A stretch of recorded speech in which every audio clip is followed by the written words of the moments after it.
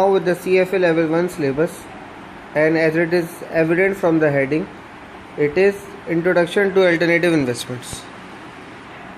Now alternative investments, as the name suggests, they are alternate to traditional or conventional investments such as long only position in bonds, cash and stock.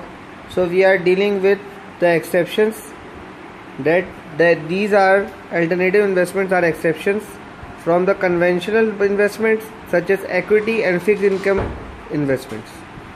The general characteristics are: number 1, it has high fees, that is inclusive of management and incentive fees.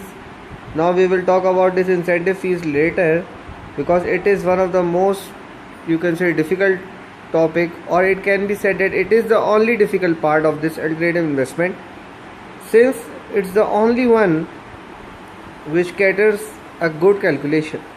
The other characteristic is that it has a large size of investment.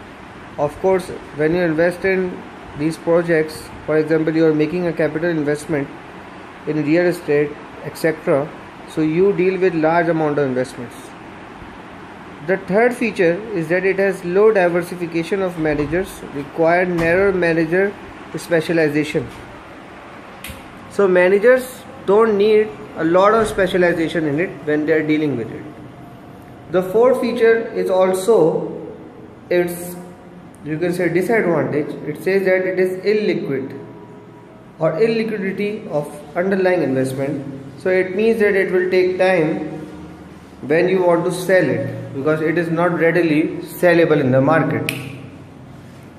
The other feature is that it has low correlation with traditional investment.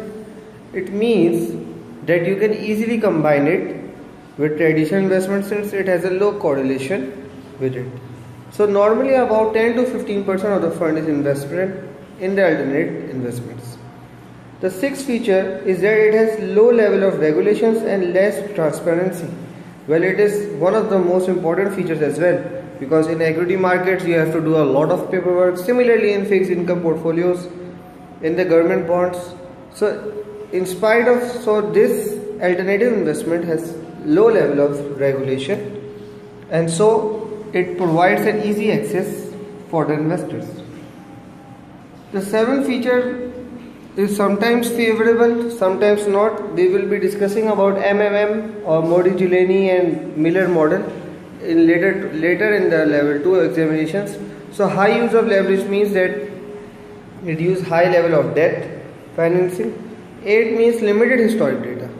Now this is interesting, since when we were dealing with equity prices, we can easily calculate or we can easily compute the intrinsic value using the historical data. For example, if a stock is giving a good dividend, so we can easily calculate it with using DDM.